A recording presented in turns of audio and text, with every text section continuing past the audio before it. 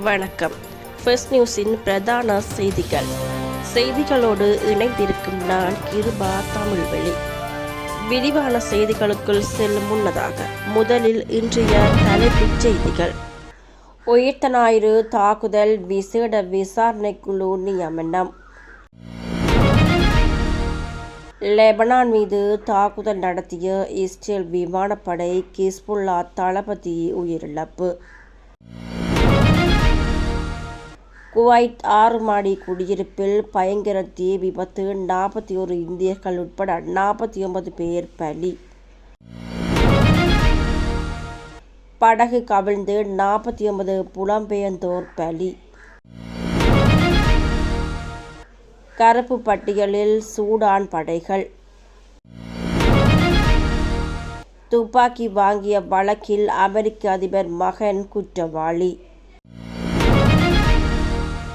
G7 உச்சநிலை மாநாடு, Ukraine குறித்து பேசவுள்ளார் பைடன். இனி விரிவான செய்திகள். இலங்கையில் நடத்தப்பட்ட உயிர்த்த ஞாயிறு தாக்குதல் தொடர்பான விசாரணைகளை முன்னெடுப்பதாக மற்றொரு புதிய குழு நியமிக்கப்பட்டுள்ளது. அதிபர் ரணில் விக்ரமசிங்கவால் இந்த புதிய குழு நியமிக்கப்பட்டதாக அதிபரின் ஊடக பிரிவு தெரிவித்துள்ளது.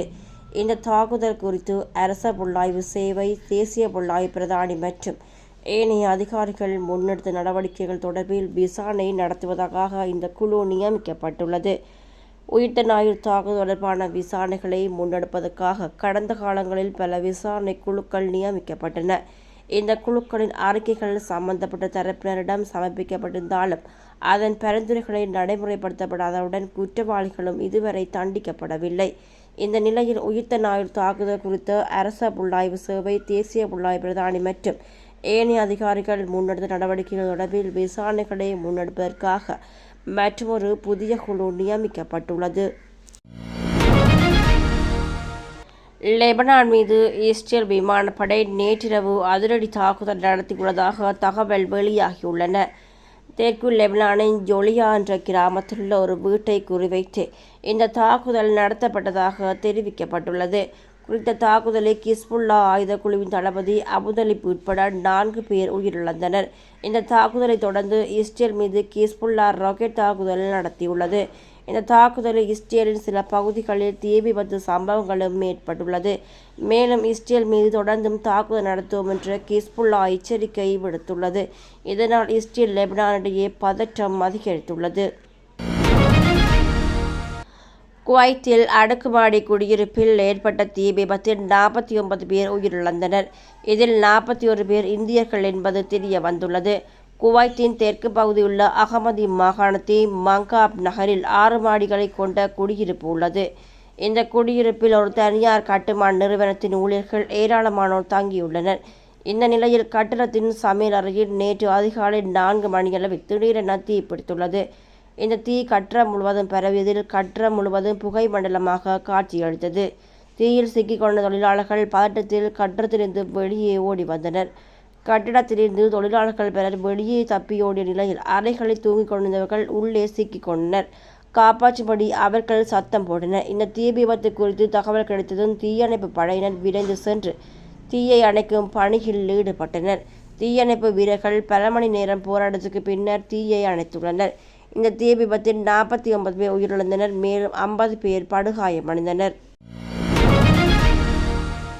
ஆப்பிரிக்காவிலிருந்து ஏமனை நோக்கி 260க்கு மேற்பட்ட புலம்பெயர் மக்களை ஏற்றி சென்ற படகு ஏமன் கடலில் கவிழ்ந்து விபத்து ஏற்பட்டது. இந்த விபத்தில் 6 குழந்தைகள், 39 பெண்கள் உட்பட 49 பேர் பலியாகியுள்ளனர். மேலும் 140 பேர் காணாமல் போயுள்ளனர்.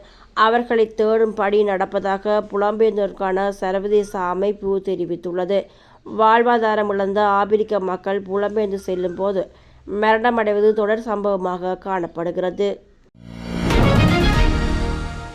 குழந்தைகளின் மீதான தாக்குதல், கொலை உள்ளிட்ட வன்முறைகளை ஏவுவதன் காரணமாக சூடான் நாட்டின் இராணுவம் மற்றும் அதிரடிப்படை ஆகிய இரண்டையும் கருப்பு பட்டியலில் இணைத்துள்ளது ஐநாவை. முன்னதாக இஸ்ரேல் இராணுவம் பாலஸ்தீன குழந்தைகள் மீது நடத்தி வரும் வன்முறையின் காரணமாக அவற்றை கருப்பு பட்டியலில் இணைத்தது குறிப்பிடத்தக்கது. 2023ஆம் ஆண்டு ஆயுத மோதலின் காரணமாக குழந்தைகளுக்கு எதிரான வன்முறை 21% அதிகரித்துள்ளது. அமெரிக்க அதிபர் ஜோன் பைடன் G7 உச்சநிலை மாநாட்டில் கலந்து கொள்ள இத்தாலி சென்றுள்ளார். மாநாட்டில் உக்ரைனுக்கு நிதியுதவி வழங்குவது, ரஷ்யா மீது மேலும் அழுத்தம் தருவது போன்ற குறித்து அதிபர் பைடன் பேசுவார் என்றும் எதிர்பார்க்கப்படுகிறது. மேலும் சீனா ரஷ்யாவுக்கு வழங்கும் ஆதரவு குறித்தும் அவர் கவனம் செலுத்துவார் என்றும் எதிர்பார்க்கப்படுகிறது.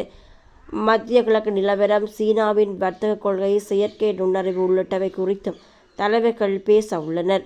மாநாட்டில் கலந்து கொள்ளும் தலைவர்கள் அவர்களது நாட்டு பிரச்சனைகள் குறித்து மட்டும் பேசாமல் உலக நாடுகளை அச்சுறுத்தும் பிரச்சினை குறித்து விவாதிப்பார்கள் என்றும் கூறப்படுகிறது. இத்துடன் எமது பிரதான செய்திகள் நிறைவடைகின்றன. தரமான செய்திகளை உடனுக்குடன் தாமதமின்றி தெரிந்து கொள்ள தொடர்ந்தும் எம்மோடு இணைந்திருங்கள். நன்றி.